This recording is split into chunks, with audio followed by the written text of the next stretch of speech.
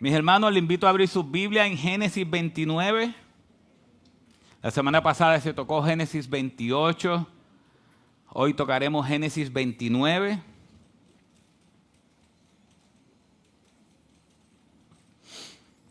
Leeremos del 1 al 6, aunque tocaremos del 1 al 30.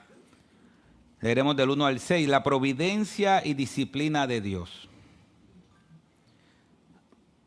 1 al 6. La palabra del Señor dice así: Entonces Jacob siguió su camino y fue a la tierra de los hijos del oriente. Y miró y vio un pozo en el campo, y aquí 3 rebaños de ovejas estaban echados allí junto a él, porque de aquel pozo daban de beber a los rebaños, y la piedra sobre la boca del pozo era grande. Cuando todos los rebaños se juntaban allí, entonces rodaban la piedra de la boca del pozo y daban de beber a las ovejas, y volvían a poner la piedra en su lugar sobre la boca del pozo. Y Jacob dijo a los pastores: hermanos míos, ¿de dónde sois? Y ellos dijeron: somos de Harán. Entonces les dijo: ¿conocéis a Labán, hijo de Nacor? Ellos respondieron: lo conocemos. Y él les dijo: ¿se encuentra bien? Y dijeron: está bien. Mira, su hija Raquel viene con las ovejas. Padre, ayúdanos a entender tu palabra, Señor. Ayúdanos, Padre, en el nombre de Jesús. Amén, amén. Hay un refrán puertorriqueño, no sé si en otras partes del mundo está, que dice que cuando la piedra está para el perro, aunque se salga le va a dar. Uno dice, si la piedra está para uno, como quiera nos va a dar. Eso es importante entender, ese contexto de la piedra, porque aquí hay un hombre huyendo. Yo sé que la semana pasada vimos la experiencia que tuvo Jacob encontrándose con Dios. Y vimos cómo Dios le está diciendo que a través de la escalera él estaba unido a la tierra. Sabemos que vimos, y también la semana pasada, cómo en Juan capítulo 1 nos dice que la escalera es Cristo. Cristo es el que une a Dios y la tierra. Cristo une y es el que da relación entre Dios y el ser humano. Pero en un momento especial no se nos puede olvidar que este hombre está huyendo. ¿Por qué este hombre está huyendo? ¿Recuerdan por qué está huyendo? ¿Quién lo quiere matar? El hermano lo quiere matar. ¿Por qué el hermano lo quiere matar? Por ladrón. Está difícil esa palabra, ¿verdad? Está difícil llamar a uno de los patriarcas, llamarle ladrón. Es complicado, pero ¿qué él hizo con Esaú? ¿No le robó la primogenitura? Se la robó. Así que él sale huyendo. Y es importante que entendamos que esto está dentro de un contexto de huida, pero aún en medio de esa huida Dios está obrando. Así que después que Jacob se encuentra con Dios, viene la narrativa de que Jacob se encuentra con Rebeca. Miren el versículo 1. Vamos a ir poco a poco, versículo por versículo. Si nosotros vemos el versículo 1, dice: entonces Jacob siguió su camino y fue a la tierra de los hijos del oriente. ¿Después de cuándo Jacob siguió su camino? Después de encontrarse con Dios. Pero ahí simplemente dice, siguió su camino y llegó a la tierra del oriente. Cuando usted analiza cuánto tiempo caminó, ¿sabe cuánto tiempo caminó? 600, ¿cuántos kilómetros? 643 kilómetros caminó él. Desde que él se encontró con Dios hasta que llegó a la tierra del oriente, que es hoy Turquía, caminó 643 kilómetros. Yo dije, ¿qué rayo es eso? 643 kilómetros. Y como sabemos, le pregunté a ChatGPT cuánto sería. ChatGPT me dijo, si estoy mal, fue él. Me dijo que eso dándole la vuelta a Puerto Rico completo, son 500 a 550 kilómetros. Y él caminó 643 kilómetros. En Estados Unidos, en Florida, eso significa la distancia desde Miami hasta Georgia, hasta llegar casi a Georgia. Así que lo que estamos diciendo es que entre el evento de Génesis 28 a Génesis 29 se tardó mucho tiempo.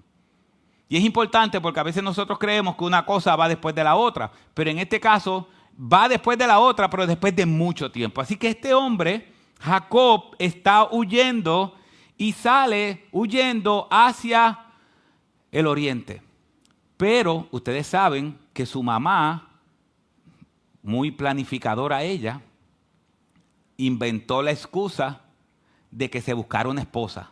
¿Recuerdan cuando habló con Isaac? Mira, que él debe buscarse una esposa de mi familia, no de las de aquí, porque las esposas de Saúl, lo que son una piedra en el zapato, ya yo no puedo con ellas. Entonces, él sale a buscar una esposa, Isaac lo bendice a buscar una esposa, así que él tiene dos propósitos. Uno, sale huyendo porque lo están tratando de matar, y dos, tiene que conseguir una esposa. Así que él camina, después de encontrarse con Dios, él camina hacia el oriente.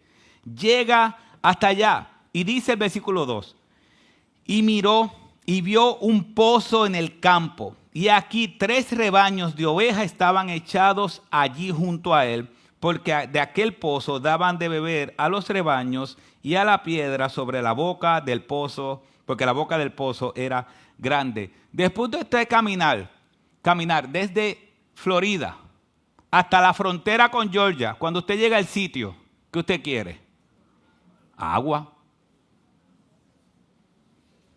Si nos ponemos en aquel tiempo, ¿había hoteles en aquel tiempo? No, como lo hay hoy, no. Si usted se tira desde Miami hasta Georgia, ¿cuántas áreas de descanso encuentra? Un montón. Que si Arby's y todas estas cosas para comer, en aquel tiempo no había nada de eso. Así que lo primero que él hace cuando llega al oriente es buscar agua. Y llega a ese pozo de agua, y era la costumbre llegar a buscar agua. Y dice el versículo 3, cuando todos los rebaños se juntaban allí, entonces rodaban la piedra de la boca del pozo y daban de beber a las ovejas, y volvían a poner la piedra en su lugar sobre la boca del pozo. Así que era la costumbre que los pastores que estaban allí esperaban a que todos llegaran para entonces rodar la piedra y poder beber agua.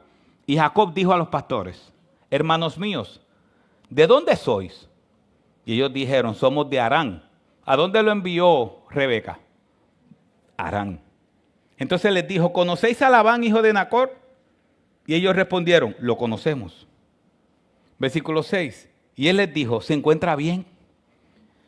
Y dijeron, está bien. Mira, a su hija Raquel viene con las ovejas. Y él le dijo, he aquí aún es pleno día. No es tiempo de recoger el ganado. Dad de beber a las ovejas e id a apacentarlas. Pero ellos dijeron, no podemos hasta que se junten todos los rebaños y quiten la piedra de la boca del pozo, entonces daremos de beber a las ovejas. Si ustedes ven, él está diciendo, pero ¿qué hacen ahí parados? Si ahí está el pozo, quiten la piedra y denle de beber a las ovejas. Y ellos le están explicando, no, aquí no lo hacemos así. Aquí tenemos que esperar a que todos lleguen, y después que todos lleguen, entonces podemos quitar la piedra para el pozo, para beber. Y dice el versículo 9, y todavía estaba él hablando con ellos cuando llegó Raquel con las ovejas de su padre, pues ella era pastora. Ella pastoreaba esas ovejas. Y sucedió que cuando Jacob vio a Raquel, hija de Labán, hermano de su madre, y las ovejas de Labán, hermano de su madre, Jacob subió y quitó la piedra de la boca del pozo y dio de beber al rebaño de Labán, hermano de su madre. ¿Qué pasó ahí? ¿Qué dijeron? Ellos dijeron, necesitamos ayuda para mover la piedra. Tenemos que esperar que lleguen todos. Y estaba Jacob, pero ¿por qué esperan que lleguen todos? No, porque todos tenemos que beber agua, necesitamos ayuda para mover la piedra. ¿Y qué pasó? Tan pronto Jacob vio a Raquel, ¿qué hizo Jacob? No, yo muevo la piedra. ¿Qué te cree de eso? Es como aquel hombre que quiere conquistar la esposa y siempre está, mirándose así. ¿Conocen gente así? Que siempre está. Eso hizo Jacob. Jacob hizo eso. Jacob estaba tranquilo. Cuando vio a Raquel, le dio como le entró, ¿cómo se llama eso? El hombre, la testosterona. Y dijo, no, yo quito la piedra. Quizás para impresionar a Raquel. Así que Jacob va, cuando ve a Raquel, se emociona, quita la piedra. Recuerden que a él le dijeron, ve a buscar una esposa de las hijas de mi hermano o del lugar donde yo soy. Así que cuando él ve a Raquel, él se llena de hombría y va y mueve la piedra. Y dice, el versículo 11, el versículo 10 dice, y sucedió que cuando Jacob vio a Raquel, hija de Labán, hermano de su madre, las ovejas de Labán, hermano de su madre, él subió, quitó la piedra. Y miren el versículo 11, qué extraño. Entonces Jacob besó a Raquel y alzó su voz y lloró. Qué raro eso, ¿verdad? Era la manera como lo hacían. El beso era parte del saludo en aquel tiempo. Ese beso no fue romántico, fue parte del saludo. Ahora, alzó su voz y lloró. Imagínense usted como mujer viendo a un hombre que le da un beso y después alza la voz y llora. Usted no sabe si es de alegría o de arrepentimiento. Pero él alzó su voz y lloró. Era la manera en cómo se hacía y la manera en cómo él lo hizo. Y Jacob hizo saber a Raquel que él era pariente de su padre y que era hijo de Rebeca, y ella corrió y se lo hizo saber a su padre. Así que Jacob le explica a Rebeca que él viene como hijo de Isaac, a Raquel, perdón, le explica que él viene como hijo de Isaac, y va Raquel y se lo cuenta a su padre. Ahora Jacob se encuentra con su tío.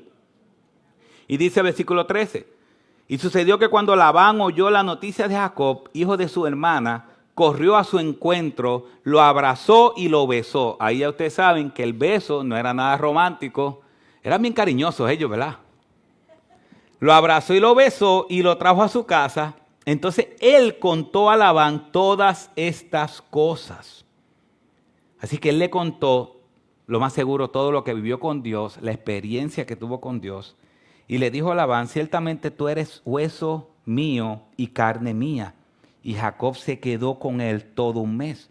Y Labán dijo a Jacob, ¿acaso porque eres mi pariente has de servirme de balde? O sea que tú vas a trabajar aquí y no vas a cobrar nada. Hazme saber cuál será tu salario. Y Labán tenía 2 hijas. El nombre de la mayor era Lea y el nombre de la menor Raquel. Y miren el versículo 17 cómo las compara. Y los ojos de Raquel de Lea eran delicados. Pero Raquel era bella, era de bella figura y de hermoso parecer. ¿Qué comparación? ¿Qué ustedes creen de esa comparación? Lea, ojos delicados. Raquel, una figura bella y un hermoso parecer.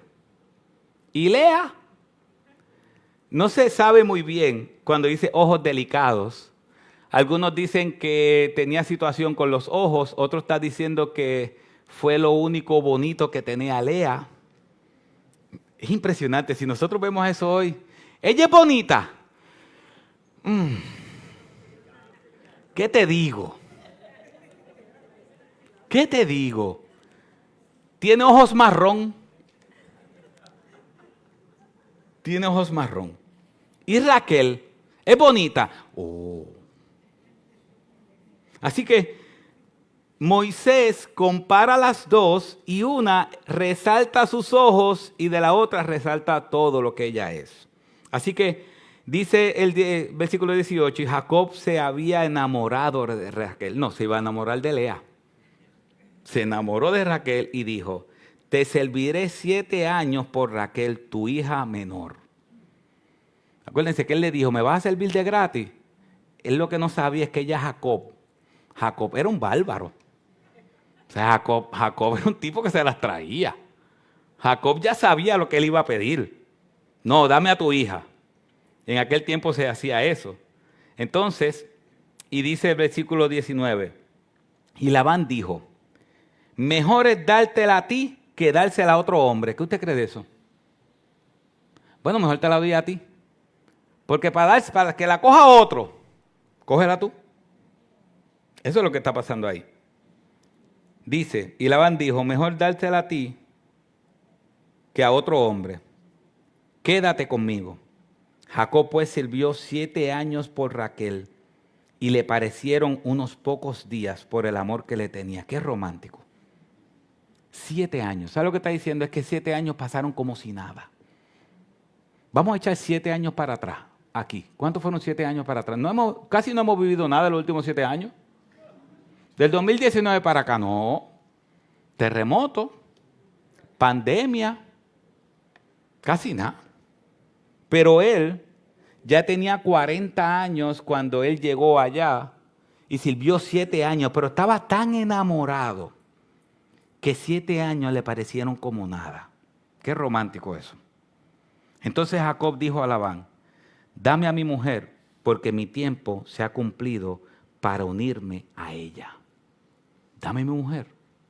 Así que aquí ya Jacob está diciendo, bueno, yo te serví, ahora dame a mi mujer, porque ya estuve 7 años sirviéndote. Y Jacob es engañado. Jacob es engañado.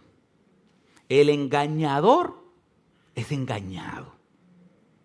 Y Labán planifica todo su engaño. Mira la planificación del engaño de Labán, cómo Jacob es engañado.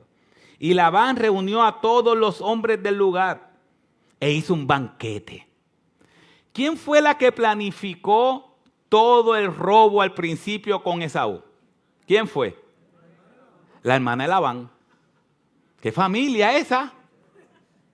Buena, planificando la maldad. Entonces Labán viene y dice, yo me imagino a Jacob bien emocionado, ilusionado. Sí, por fin. Y Labán diciéndole, es verdad, son 7 años, tranquilo, yo preparo la boda, tú no tienes que hacer nada, tú siéntate ahí tranquilo que yo lo preparo todo. Y Labán reunió a todos los hombres del lugar e hizo un banquete. Y sucedió que al anochecer tomó a su hija Lea y se la trajo. Y Jacob se llegó a ella, o sea que se casaron y estuvieron juntos. Y Labán dio a su sierva Zilpa, a su hija Lea, como sierva. ¿Qué significa? Que Labán tenía todo planificado. Y cuando fue de mañana, he aquí que era, ¿quién era? Lea. Recuérdense que allí no había luz. Allí no había luz. No había, y si estaban celebrando el fruto de la vid también causa efecto. Así que ellos estaban celebrando, usualmente duraban una semana esas bodas, o varios días. Estaban celebrando, no había luz. Jacob estaba tranquilo y contento hasta que llegó al otro día. Y dice, y aquí era Lea. ¿Qué era lo único bonito que tenía Lea? Los ojos. Qué engaño ese, ¿ah? Y Jacob dijo a Labán, ¿qué es esto que me has hecho? ¿Qué es esto que me has hecho? ¿No fue por Raquel que te serví? ¿Por qué, pues, me has engañado? Y Labán respondió, no se acostumbra en nuestro lugar dar a la menor antes que a la mayor. Ah, pero ¿por qué no se lo dijo antes? ¿Cuándo se supone que Labán se lo dijera? Cuando él le dijo, quiero a Raquel. Ahí se supone que dijera, no, mira, tienes que trabajar. Pero como él lo que quería era engañar, le dijo, no, pero es que tú no eres de aquí. Tú no eres de aquí. Es que aquí yo no te puedo dar la menor sin darte la mayor. La mayor va primero. Pero miren cómo él dice el versículo 25. ¿Qué es esto que me has hecho? ¿No se le parece a las palabras de Esaú? ¿Qué es esto que has hecho? Dice después, ¿por qué me has engañado? Son casi las mismas palabras que utilizó Isaac cuando él lo engañó con su mamá. Junto con su mamá engañó a Isaac. Así que Labán respondió, no se acostumbre en nuestro lugar dar a la menor antes que a la mayor. Versículo 27. Cumple la semana nupcial de esta y te daremos también la otra por el servicio que habrás de rendirme unos, aún otros 7 años. En aquel tiempo se permitía eso de tener más de se permitía no. Los hombres acostumbraban a tener más de una esposa. Eso no fue algo que Dios estipuló. Dios sabía que el hombre está difícil con 2.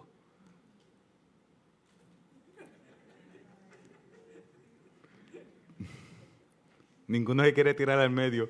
Yo nada más veo, riéndose por dentro. Si Dios hubiese querido que el hombre tuviera 2 esposas, ¿cuántas Eva lo hubiese hecho? 2 o más. Pero le hizo una.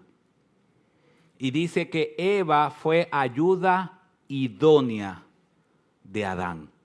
¿Adán necesitaba algo más? No, tenía a Dios y tenía esa ayuda idónea. Pero el hombre, haciendo lo que él quiere hacer, se casaba más de una vez o con más de una mujer.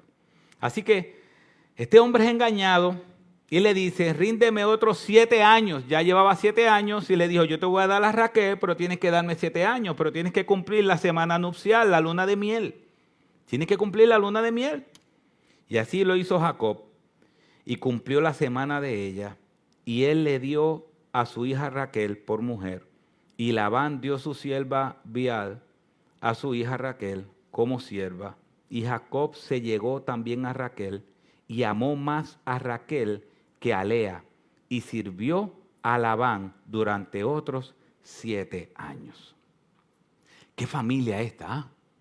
¿Qué familia? Ahora, ¿qué nos enseña este pasaje?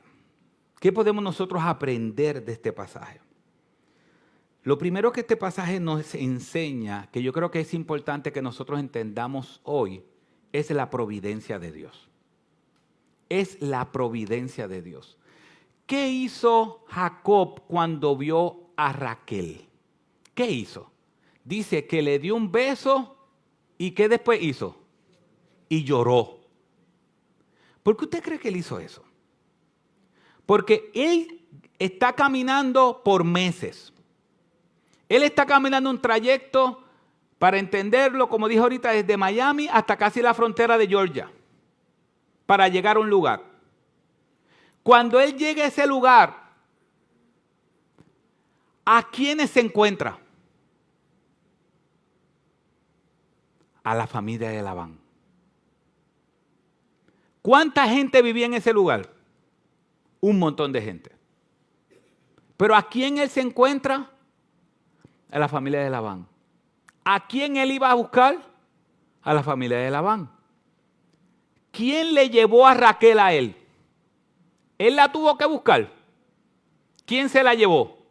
Dios. ¿Qué vemos ahí? La providencia. Cuando hablamos de providencia, teológicamente hablando, no estamos hablando de que Dios provee económicamente, aunque es parte. El diccionario teológico Beacon dice esto. La providencia divina es la actividad de Dios que conserva y preserva su creación y dirige todas las cosas hacia su destino final. Cuando decimos que Dios en su providencia, o Dios es uno de sus atributos es la providencia de Dios, lo que estamos diciendo es que Dios activamente conserva y preserva su creación. No tan solo activamente la conserva y la preserva, sino que la dirige o dirige todas las cosas hacia un destino final. Significa que Dios no tan solo hizo la creación, Dios protege la creación, cuida la creación para que esta creación haga lo que Él quiere que al final termine haciendo. Eso se llama providencia. Significa que Dios orquesta todas las cosas. Todo en nuestra vida está orquestado. Ahora, hay una falsa doctrina que se conoce como el deísmo. Deísmo es con D. Nosotros somos teístas, que es con T. no se me confundan. Nosotros somos teístas, con T. Hay una doctrina que se llama el deísmo, que es con D. Y los deístas dicen que Dios hizo todas las cosas y se desentendió de la creación. El deísta dice, Dios hizo todas las cosas, se sale de la creación y ahora la creación hace todo lo que quiere hacer. Tú eres dueño de tu destino. Dios creó, pero se desentendió de la creación. Ahora tú eres dueño de tu destino. Eso es el deísta. Nosotros somos teístas. O bueno, por lo menos yo soy teísta y yo espero que usted también sea teísta. ¿Qué significa eso? Que Dios no tan solo hizo la creación, sino que la sustenta con el poder de su palabra. Y providencialmente está cuidando cada uno de los pasos de toda la creación. No tan solo lo creó, sino que la sustenta y la cuida y la protege. Dios está activamente trabajando a nuestro alrededor, aunque nosotros no lo veamos.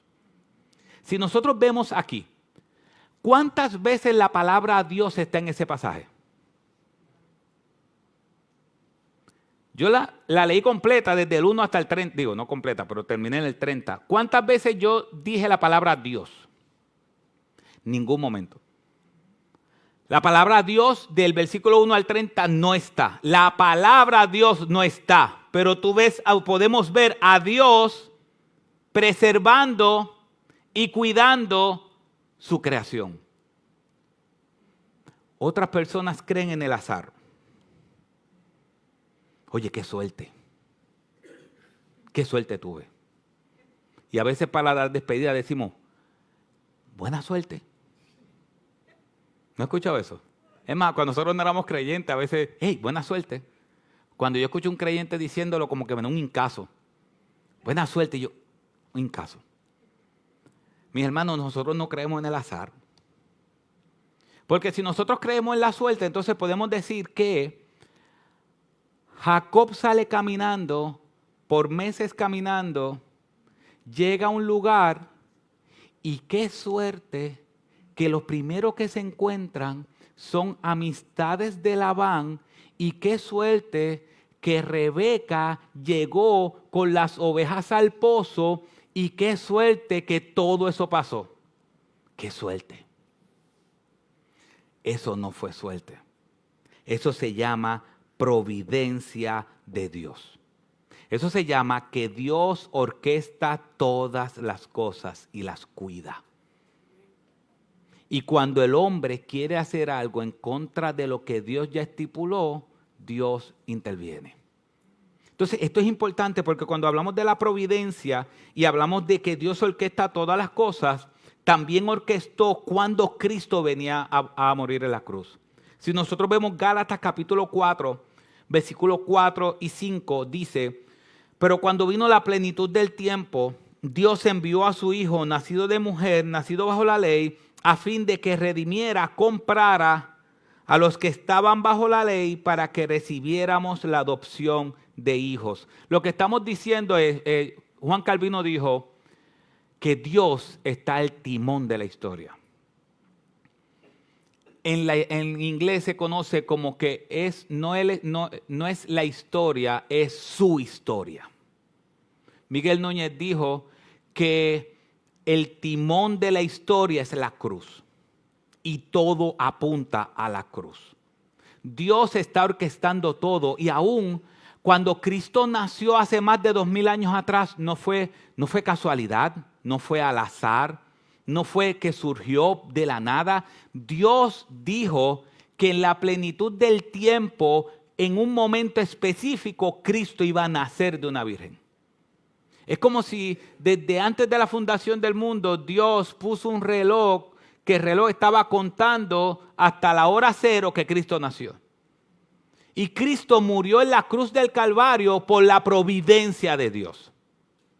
Para Dios proveernos a nosotros un Salvador, Cristo murió para hacer esa providencia de Dios con nosotros. Aquel que nos provee. Nosotros no somos deístas con D, deístas. Dios hizo el universo y cada uno hace su propio destino. Lucha mucho. Por eso es que el evangelio de la prosperidad o el anuncio de la prosperidad está incorrecto. Y por eso cuando nosotros vemos la motivación y los motivadores, siempre descubre el campeón que hay en ti. Tú puedes hacerlo. Tú vas a ti. Y a veces cuando nosotros vemos a nuestros hijos que están sufriendo alguna situación emocional, tratamos de comenzar, es que tú puedes, es que tú puedes, es que tú puedes. Pero eso es contrario a la Biblia. ¿Qué la Biblia dice que nosotros podemos hacer? ¿Qué? ¿Qué dice Juan capítulo 15, versículo 5? Separados de Él, ¿qué? Nada podemos hacer. Así que nosotros creemos, somos teístas con T, creemos que Dios gobierna todo y que orquesta todo, pero en la práctica muchas veces somos deístas con D. Muchas veces tú puedes controlar tu propio destino. Nadie controla su propio destino. Dios controla el destino. Y el timón de la historia, como dice el pastor Miguel Núñez, el timón de la historia es la cruz. Y la razón por la cual Dios proveyó a Raquel es porque tenía un plan con Raquel. Y lo vamos a ver más adelante y vamos a ver la lamentable competencia que se formó entre quién tenía más hijos, entre Raquel y Lea. Y vamos a ver esa competencia. Y aún al final, en medio de la competencia que vamos a ver entre Raquel y Lea, vamos a ver una competencia de quién tiene más hijos. Hoy la competencia es quién tiene menos hijos. En aquel tiempo la competencia era quién tiene más hijos. Pero vamos a ver, estoy dándole un preview, pero vamos a ver los nombres de cada uno de sus hijos. Y vamos a ver Judá, Benjamín. Y vamos a ver cómo a pesar del pecado de Raquel y Lea compitiendo por darle hijos a Jacob, Dios está creando una nación. Y Dios está protegiendo a José. Después lo vamos a ver, Dios protegiendo a José. ¿Por qué Dios protegió a José? Porque el pueblo tenía que ser protegido, porque hay una simiente prometida. Y si nosotros vemos, ¿por qué llega Raquel? ¿Por qué Raquel llega al pozo y no llega a otra persona? Porque en Génesis 3:15 Dios prometió un Salvador. Y ese Salvador iba a ser a través de Abraham. Pero no a través de Ismael, ¿a través de quién? De Isaac. Pero no a través de Esaú, ¿a través de quién? De Jacob. Entonces vamos a ver cómo Dios va cuidando y protegiendo esa simiente hasta que Cristo nace y muere en la cruz. Qué impresionante es nuestro Dios. La providencia de Dios. Pero ¿sabes qué también significa que Dios, la providencia de Dios? Romanos 8:28 dice, y sabemos que para los que aman a Dios, ¿qué? Todas las cosas cooperan para bien. Esto es para los que son llamados conforme a su propósito. Al final, mis hermanos, todo coopera para bien. Todo coopera para bien. Aún las cosas más difíciles en nuestra vida, todo coopera para bien. Dios prometió formar el carácter de Cristo en nosotros. Y todo a nuestro alrededor va a cooperar para eso. Providencialmente, Él va a orquestar todo para que eso pase. Así que confiemos en la providencia de Dios. No tiene que decirle a la gente, te deseo suerte. Suerte. No, no hace falta suerte. Dios está al control. No es suerte, es providencia. Si alguien por poco y te da un cantazo en el carro y no te da, no es por suerte, es por providencia. Y si por más bien que tú estás guiando, alguien te da un cantazo, no es por mala suerte, es por providencia. Ahora, si guías mal, puede ser por castigo. Pero si estás guiando bien y alguien te da un cantazo, es providencia. Es providencia. No nos olvidemos que Dios está al control de todas y cada una de las cosas. El nombre de Dios no aparece en ese texto, pero que no aparezca no significa que Dios no está. Dios está ahí. Dios está ahí. Entonces, este texto nos enseña que Dios está. Pero segundo y último, ¿sabes qué también nos enseña este texto? Con lo que comenzamos. Que cuando la piedra tapa al perro, aunque se quite, le va a dar. ¿Sabes qué este texto nos enseña? Número 2, la disciplina de Dios. La disciplina de Dios. Hasta ahora, Jacob, si usted analiza hasta este momento la vida de Jacob, ¿qué había hecho Jacob? Engañar 2 veces, mentir. Dios se le apareció y le dijo, en ti serán benditas las naciones. Y usted puede decir, pero ven acá, entonces, ¿Dios no lo va a castigar? ¿Dios no lo va a castigar? Dios lo castigó. ¿Cómo Dios lo castigó? Le dio uno de la misma medicina que él. El engañador fue ¿qué? Engañado. Porque al final, cuando nosotros pecamos, Dios nos va a disciplinar. Y ahí no está la palabra Dios, fíjate, ahí no dice Dios disciplinó a Jacob. No dice Dios disciplinó a Jacob. Pero nosotros sabiendo que todo es la providencia de Dios y que Dios orquesta todo, cuando vemos a Jacob siendo engañado, estamos diciendo, le están pagando con la misma ¿qué? Moneda. Y Dios lo está permitiendo porque Dios disciplina a sus hijos. Y cuando sus hijos están pecando, Dios lo va a disciplinar. Mis hermanos, esto es así. Porque lo que tú haces en secreto con Dios, ¿qué Dios va a hacer? Lo va a recompensar en público. Así es. Si tú lo que haces en secreto con Dios es bueno, ¿cómo va a ser la recompensa en público? Bueno. Pero si lo que haces en secreto con Dios es malo, ¿cuál va a ser la recompensa pública? Mala. Mis hermanos, hay algo que yo sé que usted ha aprendido, pero a veces se nos olvida. Que al final todo sale a la luz. Al final todo sale a la luz. Todo sale a la luz. Una de las cosas que yo me gozo, y quizás es sencillo, es que yo puedo dejar mi celular en cualquier sitio y cualquiera puede usar mi celular. Y toda la gente en mi casa sabe el número del código para entrar. No hay secretos. Puedes tomar el celular a la confianza. Pero hay gente que no puede hacer eso. Hay gente que esconde tantas cosas en ese celular que no lo puede hacer. Al final, todo sale a la luz. Y Dios va a disciplinar, gloria a Dios por eso, a sus hijos. Hebreos capítulo 12 habla de la disciplina. Y la Nueva Traducción Viviente dice esto. Hebreos 12:4, sal de las pantallas. Dice, después de todo, ustedes aún no han dado su vida en la lucha contra el pecado. O sea que después de todo, nosotros seguimos luchando ¿contra quién? Contra el pecado. ¿Acaso olvidaron las palabras de aliento con que Dios le habló a ustedes como a hijos? Él dijo, hijo mío, no tomes a la ligera la disciplina del Señor y no te des por vencido cuando te corrija. Mire, eso está fuera de liga. Él dice, ¿acaso olvidaron las palabras de qué? De aliento. Si usted analiza eso es como una contradicción. ¿Por qué sería como una contradicción? Porque está diciendo, él va a decir, no tomes a la ligera la disciplina del Señor. No la tome a la ligera. No te des por vencido cuando Él te corrija. Así que lo que está diciendo es, Dios te va a disciplinar, te va a castigar. Es así. Dios castiga. Y te va a disciplinar. Y te va a corregir. Pero para Dios, en vez de ser malo, esas son palabras de ¿qué?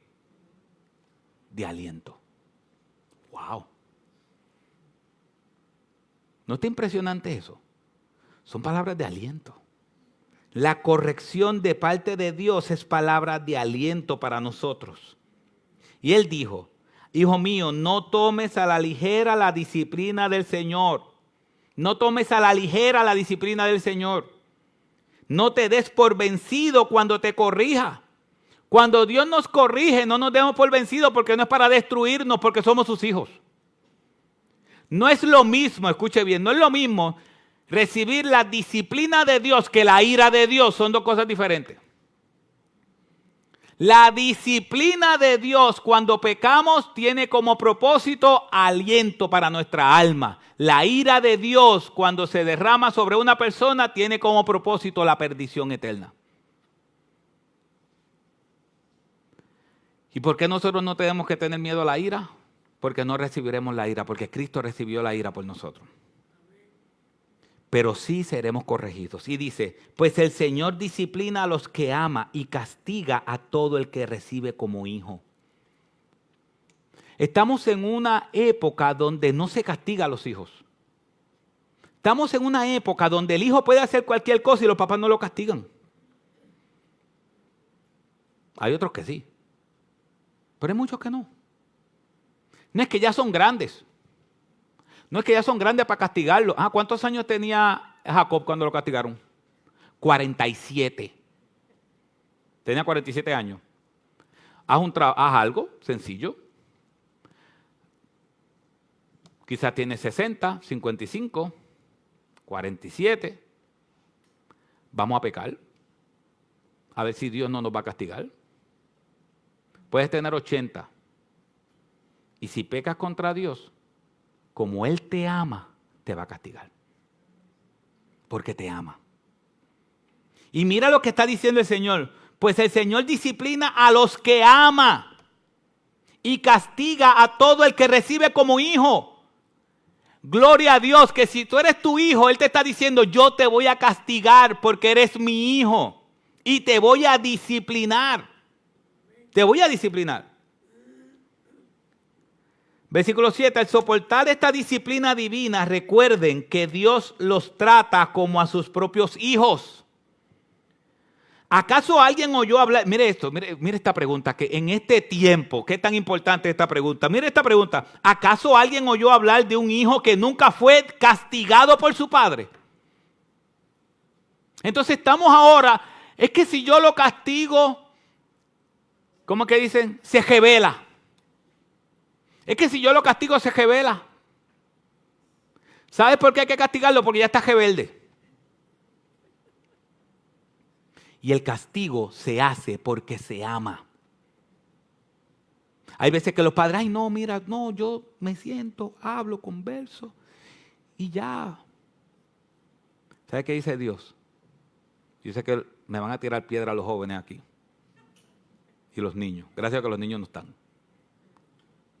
Pero es que Dios lo va a hacer con nosotros. Dios prometió hacerlo con los grandes también y con los adultos. ¿Y sabes qué pasa? Cuando un padre no castiga a su hijo, lo está poniendo en peligro porque Dios no va a hacer eso. Dios no va a hacer eso. Y hay veces que nosotros como padres comenzamos las falsas amenazas. Y eso también es malo. Es que si tú haces, ay Dios mío, si yo te cojo haciendo eso. Y de momento lo hacen. ¿Y qué hacen los papás? Dios no es así. Dios dice, si tú haces esto, vas a tener consecuencias. ¿Por qué? Mira lo que dice.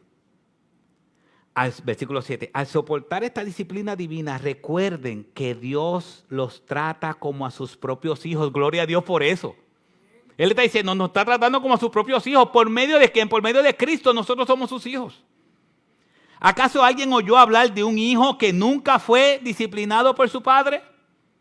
Si Dios no los disciplina a ustedes como lo hace con todos sus hijos, quiere decir que ustedes no son verdaderamente sus hijos, sino ilegítimos. O sea que, yo estaba hablando esta semana con alguien eso. Porque hay veces que nosotros somos tan carnales y tan carnales, nosotros somos tan carnales, que estamos en un sitio de trabajo y todo el mundo está haciendo lo malo. Nos regañan a nosotros nada más y nos agitamos. Pero ven acá, y toda esta gente que está haciendo lo malo, ¿A quién Dios prometió bregar? ¿Con quiénes? Con sus hijos. ¿Qué hace Dios con los demás? Los abandona. ¿Qué dice Romanos capítulo 1? Que Dios, al que no glorificó a Dios, ¿qué hace? Lo abandona. Entonces a veces nosotros somos tan carnales como gente que comenzamos a pelear. Pero ven acá, si este estaba al lado mío y hizo lo mismo, ¿por qué no lo votaron a él? Porque Dios como hijos decide trabajar con sus hijos. Mira lo que dice. Si Dios no los disciplina a ustedes como lo hace con todos sus hijos, quiere decir que ustedes no son verdaderamente sus hijos, sino ilegítimos. ¿Qué significa eso? Si Dios hasta ahora no te ha castigado, preocúpate. Porque Dios castiga a sus hijos. Dios castiga a sus hijos. Versículo 9.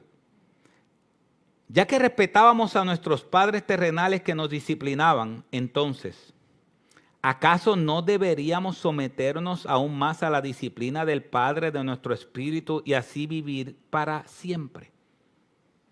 O sea que ya él está poniendo, ya el autor de Hebreos está poniendo como un hecho que el Hijo se someta a la disciplina del Padre.